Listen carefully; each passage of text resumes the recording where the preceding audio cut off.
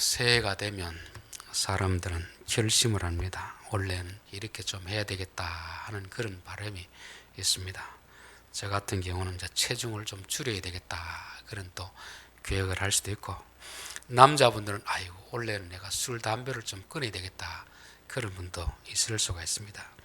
우리가 바라는 이런 것들이 보다 조금 나은 우리 자신을 위해서 향한 그 몸부림일 수가 있습니다. 결심을 하지 않고 그냥 지나치는 것보다는 그래도 결심을 하고 하는 것이 조금 더 진보를 가져올 수 있겠다 그런 생각이 듭니다. 일반적으로 믿지 않은 사람들은 내 소원, 내 꿈을 이루기 위해서 결심하지만, 믿는 자들은 내 소원, 내 꿈도 중요하지만 우리를 통한 하나님의 소원이 있지 않을까, 하나님의 계획이 있지 않을까, 그 계획을 이루어가는 그런 한 해가 되었으면 좋겠습니다. 그래서 2022년 새표로 하나님의 뜻을 이루어가는 해, 이렇게 한번 정해봤습니다. 자, 하나님의 뜻이라는 것은 성경책에 나타나 있습니다. 그런데 어떤 부분은 명확하게 나타나는 것이 있고 어떤 부분은 구체적으로 이렇게 말씀하지 않는 그런 부분이 있습니다. 데살로니가전서 4장 3절에 보면 하나님의 뜻은 이것이니 너희의 거룩함이라, 이런 것은 명확하잖아요.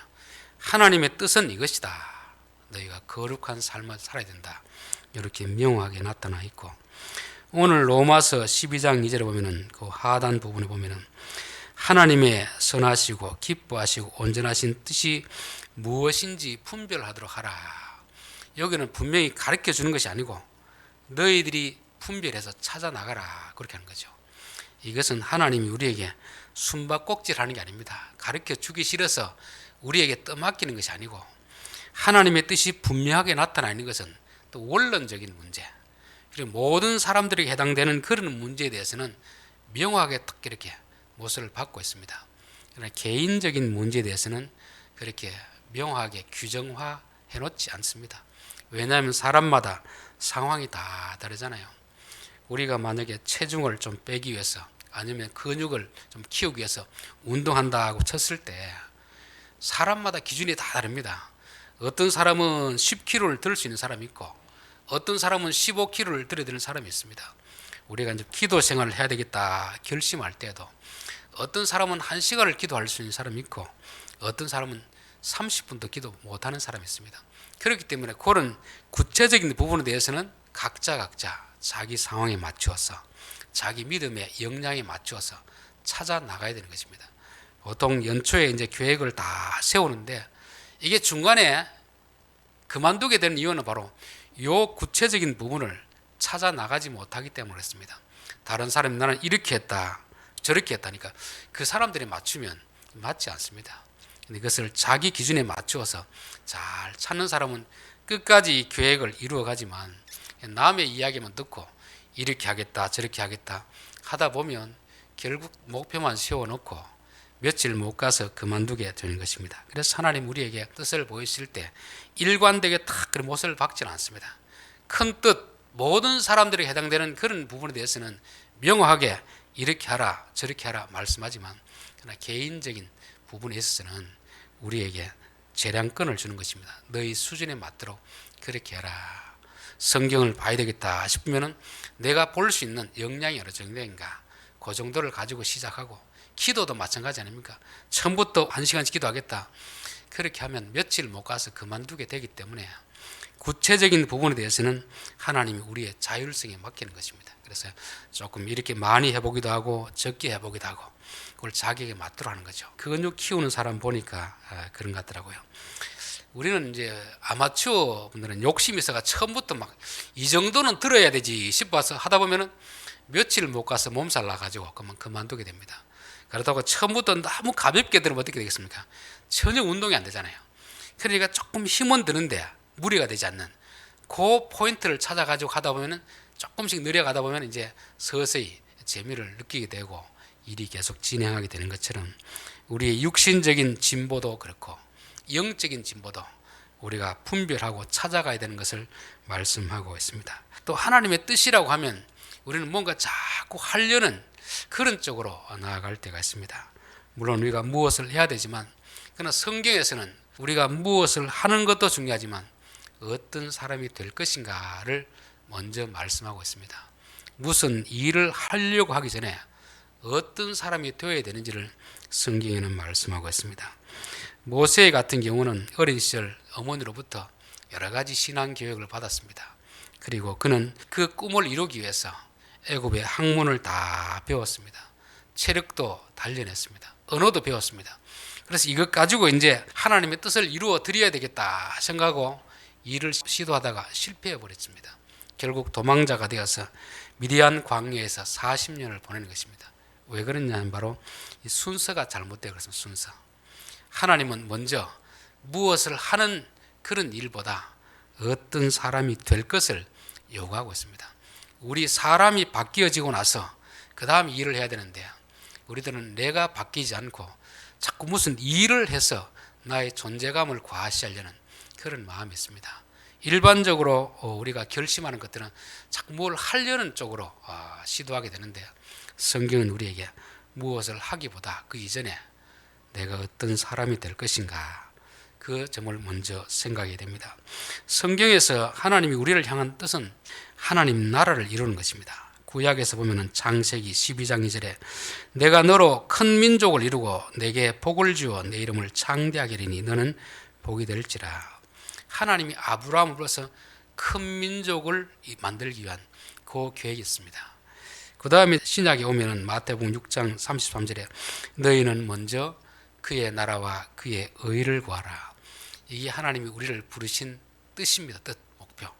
그래서 주기도문에도 뭐라고 합니까? 하늘에 계신 우리 아버지여, 당신의 이름이 거룩히 여김 받기를 원하고 당신의 나라가 임하시기를 원하며 당신의 뜻이 이루어지기를 원합니다. 이런 기도를 하러 가잖아요. 이게 우리를 향한 하나님의 뜻이고 우리가 그 뜻을 이루기 위해서 기도를 해야 되는 것을 말씀하고 있습니다. 그래서 우리는 하나님의 큰 뜻이라는 것은 이 땅에서 하나님 우리를 통해서 하나님의 나라를 이루시기를 원하는구나.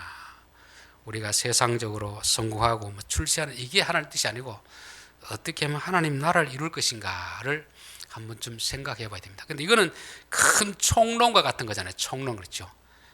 중요한 것은 구체적인 부분이 중요합니다. 아무리 우리가 뭘 하겠다 계획은 세워도 구체적인 부분에서 실패하면은 잘 하지 못하게 되는 것입니다. 그래서 이 하나님 나라를 이루기 위해서는 가장 먼저 나 자신이 준비가 돼야 됩니다. 그 다음 가정, 그 다음 교회, 이런 식으로 우리가 이제 순서를 밟아 나가야 되는 것입니다. 자, 그렇다면 우리가 하나님의 나라를 세워나가기 위해서 우리 개인이 어떻게 돼야 되는가? 그게 바로 데살로니가전서 4장 3절입니다. 하나님의 뜻은 이것이니 너희의 거룩함이라. 너희의 거룩함이라. 거룩함은 뭐겠습니까? 다르다는 거잖아요. 세상 사람과 다르다는 뜻입니다. 그러니까 너희는 세상 사람과 같아서는 안 된다는 것입니다. 이걸 좀 쉽게 설명하면 결혼한 사람과 결혼하지 않는 사람, 그렇게 비교할 수 있습니다. 청년들, 친구들 보면은 결혼한 사람도 있고 결혼하지 않는 사람도 있습니다. 근데 결혼한 사람이 결혼하지 않는 친구와 같이 행동하면 되겠습니까? 안 되겠습니까? 안 됩니다. 그렇죠. 결혼한 사람은 결혼하지 않는 사람에 비해서 거룩해야 됩니다. 구별해야 됩니다. 결혼하지 않는 청년들은 이 남자, 저 남자, 저 여자를 만날 수가 있습니다. 그러나 결혼한 사람은 어떻게 됩니까? 그렇게 하면 안 된단 말이에요. 이미 결혼했기 때문에 한 남자, 한 여자만 이성으로 생각해야지 이 사람 저 사람 만나고 해서는 안 된다는 것입니다. 즉 우리 성도들이 하나님을 믿었다는 것은 이제부터는 거룩한 신부가 되었다는 것입니다. 또 결혼하기 전과 결혼하기 후가 어떻게 다르냐 하면 결혼하기 전에는 자기 마음대로 하면 됩니다. 자기 마음대로. 결혼하면 남편의 뜻을 따라가야 되는 것이죠. 남편이 무엇을 좋아하는가, 남편이 어떤 일을 이루기를 원하는가, 그 뜻을 찾아가야 되는 것을 말씀하고 있습니다. 우리 성도들이 예수를 믿었다, 하나님 나라의 백성이 되었다, 그리스도의 신부가 되었다는 것은 이제부터는 내 마음대로 살아가는 것이 아니고 아버지의 뜻을 찾아가야 되는 것이고 신랑 되신 예수님의 뜻이 무엇인가를 찾아가야 되는 것입니다. 그렇게 되기 위해서는 오늘 로마서 12장 1절이 전제가 되어야 됩니다.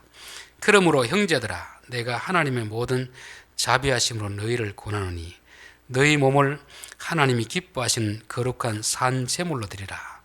이는 너희가 드릴 영적 예배니라. 이 본문을 신학적으로 해석하려는 그런 것이 아니고 오늘 하나님의 뜻을 찾아감에 있어서 12장 1절을 쉽게 설명하면 이제는 내 생각을 좀 내려놔라. 내 생각을 좀 죽여라. 내 생각을 죽이고 아버지의 뜻을 좀 받아들이라. 결혼을 했으면 결혼하기 전에 자기 마음대로 하려는 이런 생각을 좀 내려놓고 이제 신랑의 생각을 좀 쫓아가라 하는 것이잖아요. 신랑 신부 결혼해가 서로 생각이 틀리면 어떻게 됩니까? 이 가정이 분란이 일어나잖아요. 결혼을 했으면 이제는 어느 한 사람의 생각은 좀 내려놓고 다른 사람의 생각을 받아들이는 그것이 바로 거룩함입니다. 안 믿는 사람들은 자기 마음대로 자기 하고 싶은 대로 하면 다 됩니다. 예수를 믿었으면 이제 그리스도의 신부가 되었으면 이제는 내가 산 재물이 되어야 됩니다. 내 생각을 자꾸 내려놓는 그런 것이 필요합니다. 그래서 우리가 구체적인 부분에 대해서는 내가 원래 어떻게 살아갈 것인가, 어떤 일을 하고 싶은 욕망이 있더라도 내 생각은 이것인데 하나님의 생각은 무엇일까? 예수님은 십자가 지기 전에 아버지 이 잔을 내게서 떠나게 하시면 안 됩니까? 이게 내가 간절한 바람인데 그러나 내 뜻이 아니고 아버지의 원대로 되어지기를 원합니다. 이게 거룩함입니다. 거룩함. 첫사람 아담은 하나님의 뜻을 쫓지 않고 누구의 뜻을 쫓아갔습니까? 마귀의 뜻을 쫓아갔잖아요. 선악과를 따먹는다는 것이 자기가 왕이 되겠다는 것이고, 즉 하나님 아닌 뱀을 왕으로 섬기겠다, 그런 의미가 있습니다. 그러나 하나님 백성이 되었으면 이제는 나 자신은 산 제물이 되어야 됩니다. 내가 죽어지고 내 안에서 그리스도가 사는 이런 삶을 자꾸 훈련해 나가야 되는 것을 말씀하고 있습니다. 그러면서 2절 너희는 이 세대를 본받지 말고, 이 세대, 즉 결혼한 사람은 결혼하지 않는 친구를 쫓아가면 안 된다는 거죠. 예수 믿는 사람은 안 믿는 사람들, 그런 사람을 자꾸 쫓아가면 안 됩니다. 그들이 가는 길과 우리가 가는 길은 다릅니다. 그들은 멸망의 길로 가지만 우리는 생명의 길로 가기 때문에 멸망의 길로 가는 사람과 똑같은 그런 길을 쫓아가서는 안 됩니다. 그리스도인의 거룩함이라는 것은 이제는 내 생각을 접고 아버지의 생각이 무엇인가, 아버지의 뜻을 쫓아서 행동을 옮기는 그런 삶을 살아야 될 줄 믿습니다. 두 번째로는 데살로니가 전서 5장 16절에 보면 항상 기뻐하라, 쉬지 말고 기도하라, 범사에 감사하라, 이것이 그리스도 예수 안에서 너희를 향하신 하나님의 뜻이니라. 항상 기뻐하라, 쉬지 말고 기도하라, 범사에 감사하라. 이게 하나님이 우리를 향한 뜻이다, 하나님의 바람이다, 그렇게 하고 있습니다. 우리 이 말씀도 자칫 오해하면 언제라든지 항상 웃고 다니라, 속으로는 막 슬픈데 겉으로는 웃어라, 이런 식으로 좀 오해할 수가 있습니다. 때로는 우리가 기쁠 때도 있지만 슬플 때도 있고 그렇죠. 염려가 될 때도 있잖아요. 여기서 항상 기뻐하라, 범사에 감사하라, 이 말은 위선자가 되라는 게 아닙니다. 속으로는 슬픈데 기쁜 척, 감사한 척, 그렇게 하는 말이 아닙니다. 이 말은 우리가 하나님의 자녀가 되었으면 하나님이 이제 우리를 하나님 백성으로 훈련합니다. 훈련. 연단할 때 이 연단에서 기뻐라 하는 것은 야고보서 1장 2절에 보면 내 형제들아 너희가 여러 가지 시험을 만나거든 온전히 기쁘게 여기라, 이런 말입니다. 즉 우리 앞에 놓인 상황을 바로 해석하라는 그런 것입니다. 우리 앞에는 참 어려운 상황도 많이 있지만 그러나 이 어려운 상황을 어떻게 해석하느냐 따라서 우리의 삶이 달라지고 우리의 정체성이 달라지게 되는 것입니다. 1장 3절에 이는 너희의 믿음의 시련이 인내를 만들어내는 줄 너희가 알미라. 인내를 온전히 이루라. 이는 너희로 온전하고 구비하여 조금도 부족함이 없게 하려 함이라. 하나님이 우리 앞에 많은 고난을 줄 때 인상 찌푸리지 말고 슬퍼하지 말고 괴로워하지 말고 기뻐해라. 왜냐하면 이런 일을 통하여서 하나님이 너희를 온전한 사람으로 만들어가는 과정이다 하는 것을 알라는 것을 말씀하고 있습니다. 항상 좋은 일이 있을 때 누가 안 웃겠습니까? 문제는 어려움이 닥쳤을 때, 시험에 닥쳤을 때 웃을 수 있는 사람이 있고 인상을 찡그리는 사람이 있습니다. 근데 우리 예수 믿는 사람들은 하나님 우리에게 이렇게 고통을 가하는 것은 우리를 통하여서 하나님 뜻을 이루기 위해서 연단하시는구나. 그 뜻을, 그 상황을 바로 해석하면 우리는 기뻐하게 되고 우리는 바로 감사하게 되는 것입니다. 저희가 훈련 받을 때 진해 훈련소에서 훈련을 받았습니다. 근데 진해 훈련소에 보면 지금은 어떤지 모르겠는데 그 당시에는 두 부대가 있습니다. 하나는 해병대가 속하는 해군이 있습니다. 근데 훈련 강도가 확연하게 차이가 났습니다. 우리는 밤에 밖에 나가서 팬티 바람으로 막 기압을 하는데 해군 쪽에서는 편안하게 자고 있습니다. 그렇다고 해서 우리들이 한 번도 우리는 왜 이렇게 혹독하게 훈련시킵니까? 불평한 적이 없습니다. 왜냐하면 그들과 우리는 다르기 때문에 그렇습니다. 그래서 그 군부대 가면은 그런 표가 있습니다. 아무나 해병이 될 수 있으면 나는 결코 해병대에 지원하지 않았다, 이런 말이 있습니다. 그 뭐냐면 그들과 우리는 다른 존재이기 때문에 당연히 훈련을 다르게 받아야 우리가 강인한 군인이 될 수 있다는 것을 알기 때문에 불평하지 않는 것입니다. 우리 성도들이 이 땅에 살아가면서 어쩌면 세상 사람들보다 더 어려운 시련에 닥칠 수도 있습니다. 더 큰 환난에 처할 수도 있습니다. 그러나 세상 사람들은 그런 상황 속에서 다 절망하는 데 있지만 예수 믿는 사람들은 이것이 하나님이 나를 훈련하는 과정이구나, 더 강인한 하나님의 그리스도의 영적 군인으로 만들기 위한 연단이구나를 알게 되면 기쁘게 여기는 것입니다. 자, 그러면서 중간에 있는 게 뭐냐면 항상 기뻐하라, 쉬지 말고 기도하라, 범사에 감사하라. 요 항상 기뻐하라, 범사에 감사하라, 요 중간에 있는 게 가장 중요합니다. 그게 뭐겠습니까? 쉬지 말고 기도하라. 요게 없으면 아래 위의 것은 이거는 위선자가 될 수 있습니다. 기쁘지 않는데 기쁜 척 해야 되거든요. 웃을 일이 없는데 웃는 척 해야 되는 것입니다. 하나님은 그렇게 하는 게 아니잖아요. 기뻐할 수 없는 상황일 때 기도하라, 감사할 수 없는 상황일 때 기도하라. 그러면 하나님이 지혜를 주시고 깨닫게 해주시고 능력을 주셔서 너희로 하여금 기쁨을 누리게 하시고 감사하는 사람이 되게 하신다, 이 뜻을 말씀하고 있는 것입니다. 그래서 기도라는 것은 우리의 꿈, 우리의 욕망을 이루어가는 과정이 아니고 하나님이 우리에게 요구하시는 삶을 이루어가기 위한 아주 중요한 과정입니다. 우리 마태복음 5장, 6장, 7장 이 산상수훈에 보면 똑같이 이 기준이 되어 있습니다. 앞에 마태복음 8복에 보면은 하나님의 백성은 이런 사람이다. 가난한 자는 복이 있나니, 애통하는 자는 복이 있나니. 아니 그게 어떻게 복이 있을 수 있는가? 그러면서 하나님 나라의 백성들이 지켜야 될 법을 말씀하고 있습니다. 그리고 제일 7장 마지막 가면 이제 두 갈래의 길이 있습니다. 모래 위에 집을 지은 사람, 반석 위에 집을 지은 사람이 있습니다. 결국 그 말씀대로 살지 못하는 사람이 있고 사는 사람이 있는데, 그래서 이제 말씀대로 사는 사람은 반석 위에 집을 지은 사람이요, 모래 위에 집을 지은 사람은 말씀대로 살지 못하고 세상 방식을 따라 살아가는 삶입니다. 근데 6장에 가장 중요한 그 중간에 뭐가 있냐면 바로 주기도문이 있습니다. 너희는 이렇게 기도하라, 너희는 이렇게 기도하라, 하나님의 뜻이 이루어지기를 위해서 기도하라, 하나님 나라가 임하기를 위해서 기도하라, 일용할 양식을 위해서 기도하라. 그렇게 기도하면 앞에 있는 하나님의 그 뜻이 이루어지겠다는 것을 말씀하는 것입니다. 그래서 하나님 뜻이라는 것은 우리의 의지로, 우리의 노력으로 이루는 게 아닙니다. 하나님이 이루시기를 원하고 우리가 기도하면 하나님께서 우리에게 이루어 주시는 것을 말씀하고 있습니다. 그래서 예수 믿는 사람의 특징은 뭐겠습니까? 첫 번째가 거룩함입니다. 세상 사람과 다르다는 것이고, 두 번째는 고난 가운데서도 기뻐하고 어려운 상황 가운데서도 원망하지 않고 감사하는 그런 삶입니다. 그 기뻐하고 감사하는 삶의 비결은 어디에 있습니까? 기도의 삶인 것이 기도. 우리에게 염려가 될 때, 원망이 될 때 염려하지 않고 기도하고, 원망이 될 때 원망하지 않고 기도하면 감사가 되는 그런 것을 말씀하고 있습니다. 자, 세 번째 고린도후서 5장 15절.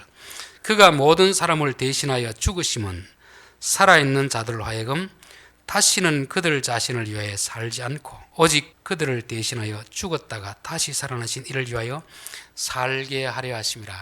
하나님이 우리를 죄에서 구원하여 주신 목적은 이제부터는 자기 자신을 위해 살지 않고 누구를 위해 살라는 겁니까? 하나님을 위해 살려 함이라. 하나님을 위해 사는 것이 결국 우리를 위해 사는 것입니다. 우리를 위해 사는 것은 사실 우리를 위해 사는 것 같지만 우리를 멸망길로 인도하는 그런 것이지만, 하나님 위해 사는 것은 진짜 우리를 위해 사는 그런 길이 되는 것입니다. 고린도 전서 10장 31절 우리 같이 한번 읽읍시다.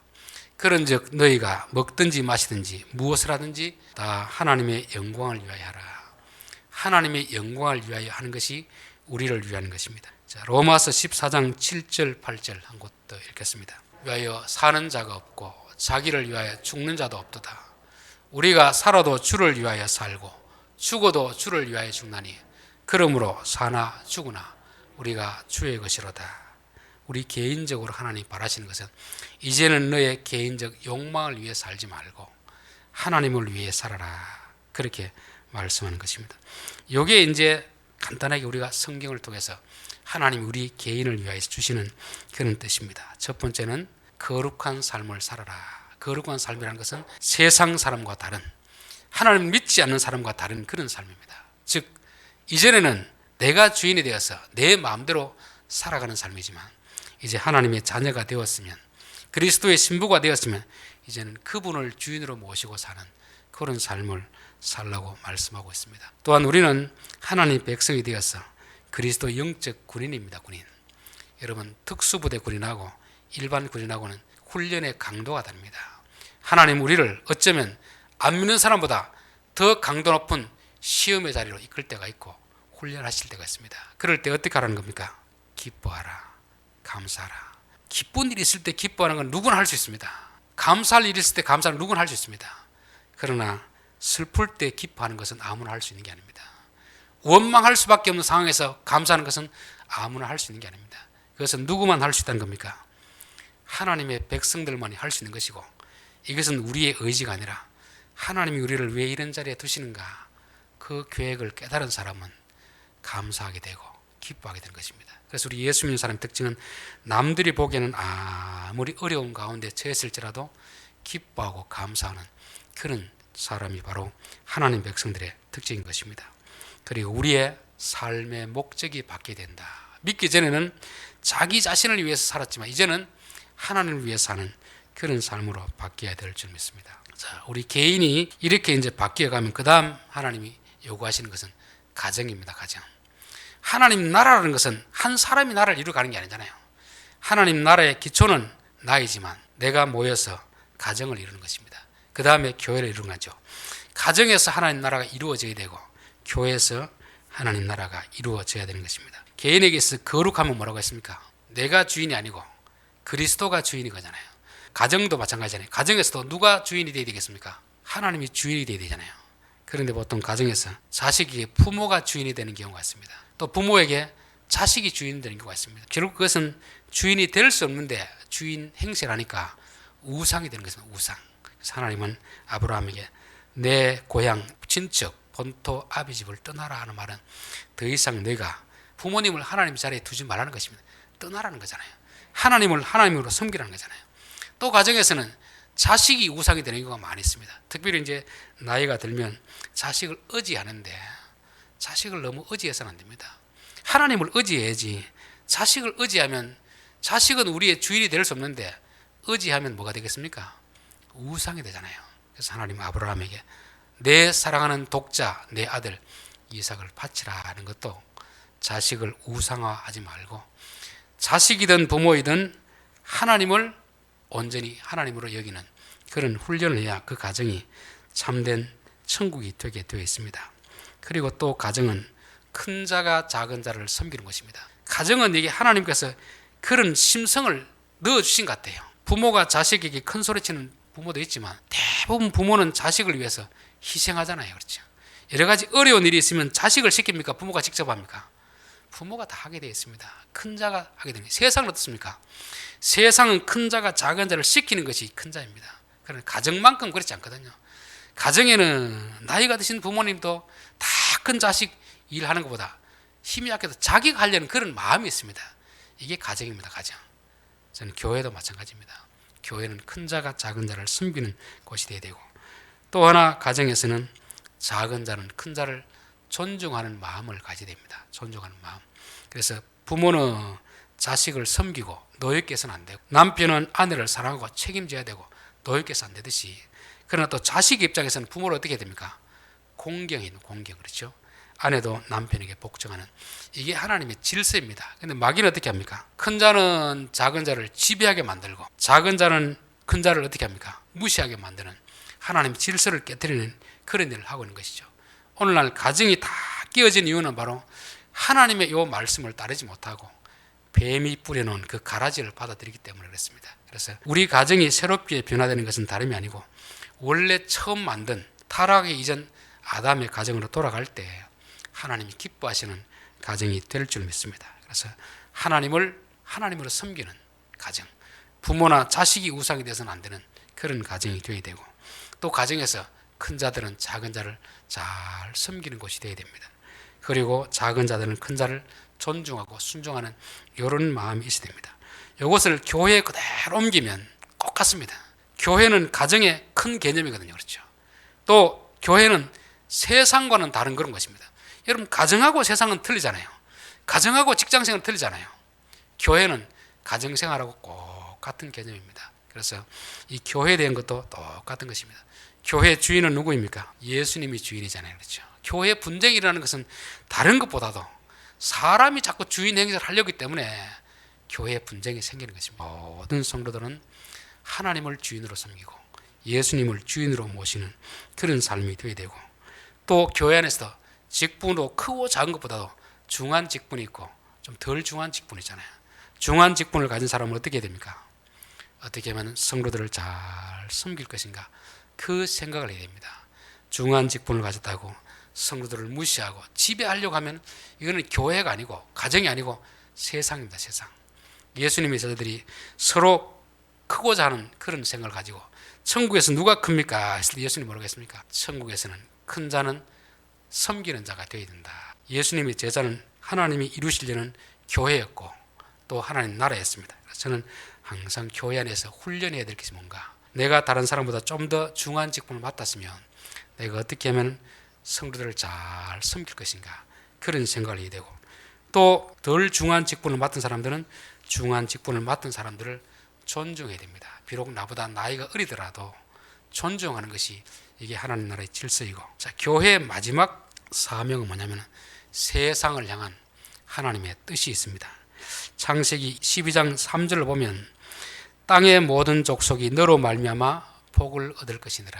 하나님은 아브라함을 불러서 아브라함의 가정을 하나님 나라로 만드시기를 원했고, 이제는 그 아브라함의 족속을 통해서 많은 세상 나라 사람들에게 하나님의 복을 전하는 그런 도구로 삼기를 원했습니다. 이건 구약에도 마찬가지고 오늘 신약에도 마찬가지입니다. 하나님이 우리를 부르시고 우리를 하나님의 자녀 삼아주시고 우리를 훈련한 이유가 뭐겠습니까? 결국 세상을 구원하려는 하나님의 계획에 우리를 쓰시기 위해서 그런 것입니다. 그래서 마태복음 보면 5장 13절에 너희는 세상의 소금이라, 너희는 세상의 빛이라. 세상의 소금이 되기를 원하시고 빛이 되기를 원하시는 것이 하나님의 궁극적인 목적이 되는 것입니다. 결국 하나님은 이 교회를 통해서 이 세상을 하나님 나라로 만드시기를 원하는 것이 하나님의 원대한 뜻입니다. 우리 교회가 어떻게 하면 하나님의 거룩한 신부로서 하나님의 뜻을 이루어갈 것인가. 우리의 거룩한 목적은 바로 세상을 변화시키는 것이고 세상의 소금이 되는 것이고 세상의 빛이 되는 것입니다. 결론입니다. 우리가 새해가 되어서 여러 가지 계획을 세울 수 있지만, 나를 위한 계획도 세워야 되지만 하나님이 우리를 통해 이루실 그 뜻을 찾고 그 계획을 세우는 것도 대단히 귀하다, 그런 생각이 있습니다. 자, 하나님의 뜻이라는 것은 구체적으로 나와 있는 부분이 있지만 구체적으로 명시하지 않는 그런 부분도 있습니다. 모든 사람들에게 해당되는 그런 내용은 구체적으로 말씀하고 있습니다. 그러나 개인적으로 조금 차이가 있는 그 부분에 대해서는 너희가 찾으라, 그렇게 말씀하고 있는 것입니다. 개인을 향해서 하나님 우리에게 주신 뜻은 뭐겠습니까? 거룩함입니다. 너희는 거룩한 백성이다. 세상 사람과 다르다. 그러니까 세상 사람들 쫓아가지 말고 하나님 믿기 전에 내가 주인인 그런 삶을 살지 말고 나는 산재물 띄우고 예수님의 뜻을 쫓아가는 그런 삶을 살라, 그렇게 말씀하는 것입니다. 그리고 우리가 항상 하나님이 우리를 세상을 변화시키는 주역으로 사용하시기 때문에 우리에게 혹독한 시련과 훈련을 가하십니다. 그럴 때 절망에 빠지지 말고 기뻐하라, 감사하라. 그것은 우리의 의지로 되어지는 것이 아니고 우리가 절망 가운데, 시험 가운데 있을 때 하나님 왜 나에게 이런 시련을 허락하십니까? 기도하면 하나님이 왜 그렇게 하시는지 이유를 알려줄 것이고 어떻게 하면 그런 문제를 극복할 수 있는지 지혜도 주실 것이기 때문에 우리가 그런 상황 속에서 기뻐하고 감사하는 그런 삶이 될 수 있는 것입니다. 하나님 앞에 큰 자가 작은 자를 섬기는 이 구체적인 하나님 뜻을 이루어 가야 될 줄 믿습니다. 요 그대로 그 기본적인 틀을 가지고 가정으로 들어가고 교회로 들어가면 우리를 통해서 가정이 하나님 나라가 되고 또 그 가정을 통해서 교회가 하나님 나라가 되고 그 교회를 통해서 이 세상이 하나님 나라가 되는 것입니다. 이게 하나님이 우리를 향하신 우리 개인을 위한 하나님 뜻이고 가정을 위한 하나님 뜻이고 교회를 위한 하나님의 뜻이 될 줄 믿습니다. 기도드리겠습니다.